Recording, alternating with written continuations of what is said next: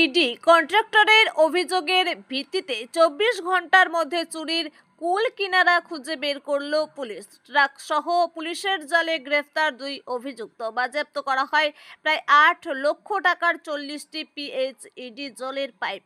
নদিয়ার শান্তিপুর থানা এলাকার পুলিশের জালে ধরা পড়ে অভিযুক্তরা। পুলিশ সূত্রে জানা যায়, গত 17 তারিখ রাতে পিএইচইডি সরকারি কাজের এই কন্ট্রাক্টর হঠাৎই শান্তিপুর থানায় একটি লিখিত অভিযোগ দায়ের করে। তার কাজের স্থল থেকে বেশ কিছু জলের পাইপ চুরি হয়ে যায়। অভিযোগ পাওয়া মাত্রই তদন্তে নামে শান্তিপুর থানার পুলিশ শুরু করে চিরুনি তল্লাশি। গোপন সূত্রে পুলিশ জানতে পারে, শান্তিপুর থানা এলাকার 12 নম্বর জাতীয় সড়ক সংলগ্ন একটি আমবাগানে পাইপ বোঝাই লরিটি লুকিয়ে রাখা হয়েছে।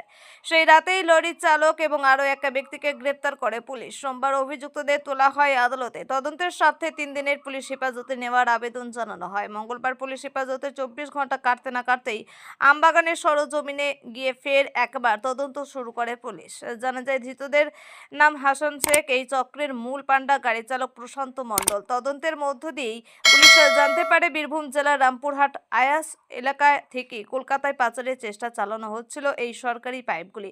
তার আগে পুলিশের অতি সক্রিয়তায় পাচার রুখে দিল পুলিশ। এক প্রকার বলা যেতেই পারে, সরকারি আসবাবপত্র চুরির ঘটনা রুখে দেওয়ায় অনেকটাই বড়সড় সাফল্যের পুলিশের।